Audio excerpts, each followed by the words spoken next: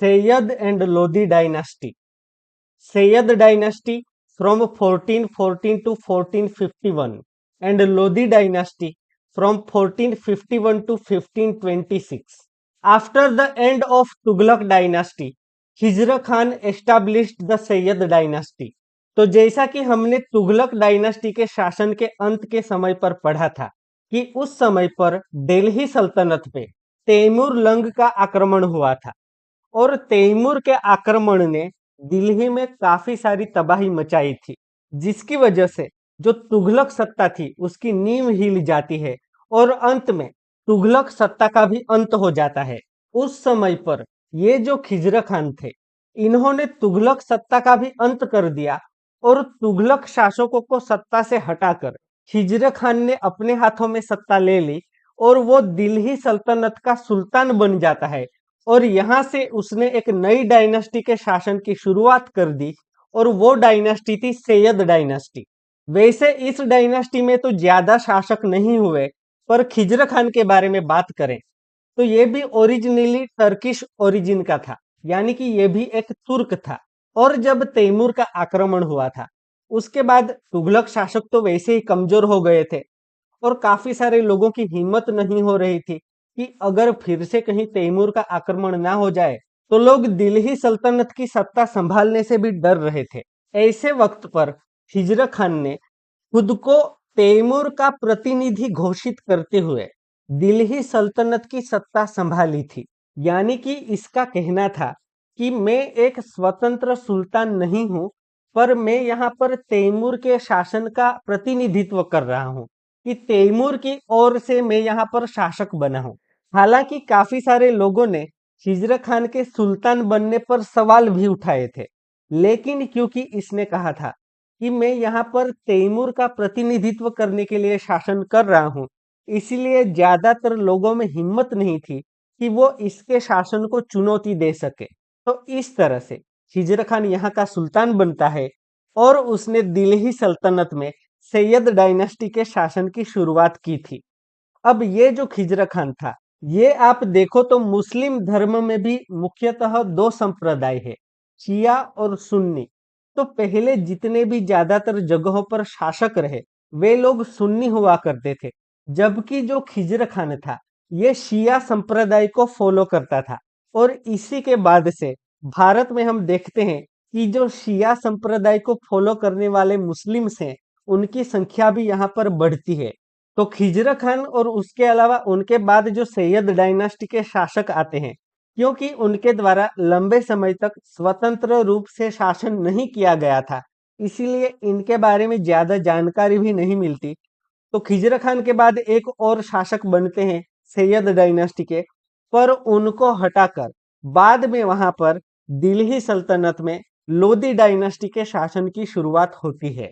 After the Syed dynasty, Bahlol Lodi established the Lodi dynasty. Bahlol was the first Afghan ruler of the Lodi सल्तनत और Syed dynasty के शासन के अंत के बाद बहलोल लोदी लोदी डायनास्टी के शासन की शुरुआत करते हैं दिल्ली सल्तनत पे।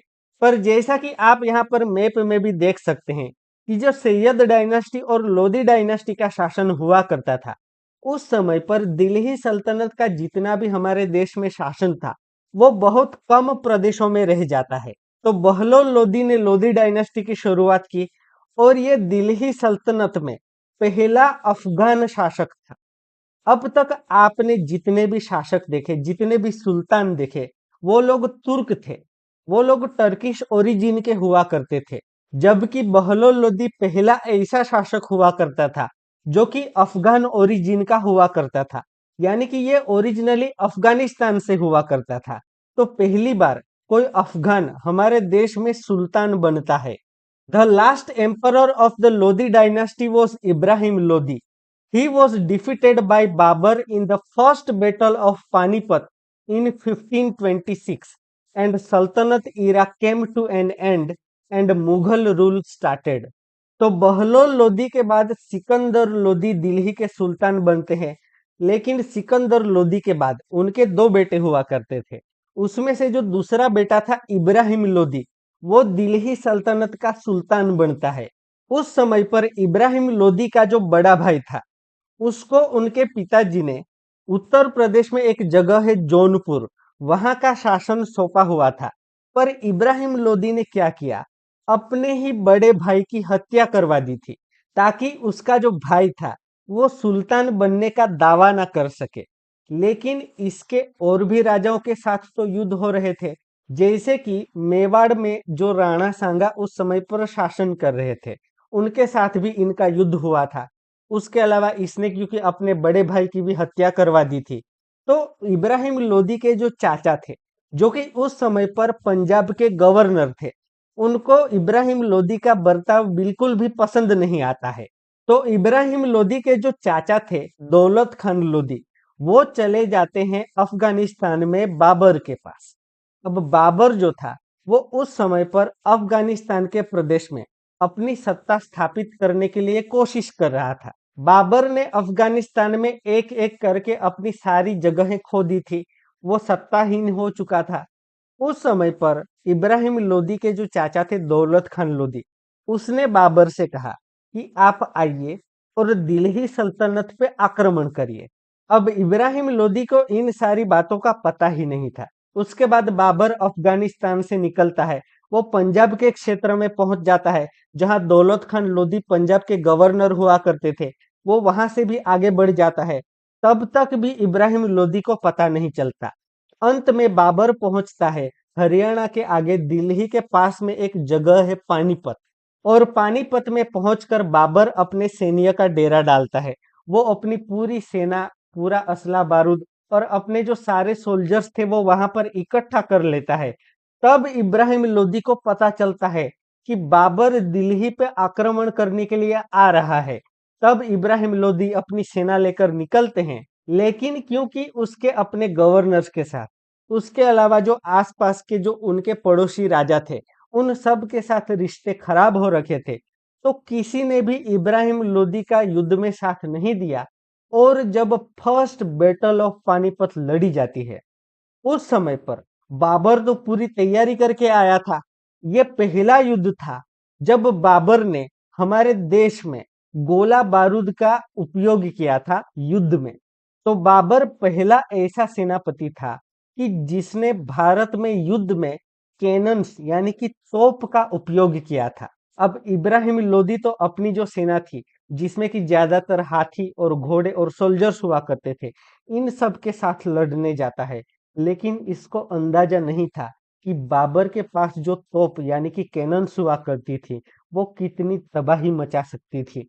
और उसके बाद 1526 में, यह साल काफी ज्यादा इंपॉर्टेंट है, 1526 में बाबर और इब्राहिम लोदी के बीच में the first battle of Panipat, Panipat का पहला युद्ध लड़ा जाता है। और उस युद्ध में बाबर ने अपने पास जो भी कैनन्स थी, जो भी असला बारूद था, तो अपनी इस पूरी तैयारी के साथ बाबर ने पानीपत की पहली लड़ाई में इब्राहिम लोदी के विरुद्ध युद्ध में भारी तबाही मचा दी, और वह युद्ध बाबर जीत जाता है। दिल्ली का सुल्तान इब्राहिम लोदी यह युद्ध हार जाता है। और उसी के बाद हम देखते हैं कि दिल्ली सल्तनत से ये जितने भी सुल्तानों का शासन था, उन सभी सुल्तानों के शासन का भी अंत हो जाता है। और उसके बाद हम देखेंगे, क्योंकि बाबर ने अब दिल्ली जीत लिया था, वो दिल्ली का शासक बन जाता है। और बाबर शुरुआत करता है दिल्ली में मुगल शासन के शुरुआत की। और उसके बाद आगे थर्ड चैप्टर में हम देखेंगे दिल्ली पे मुगल बादशाहों के शासन के बारे में।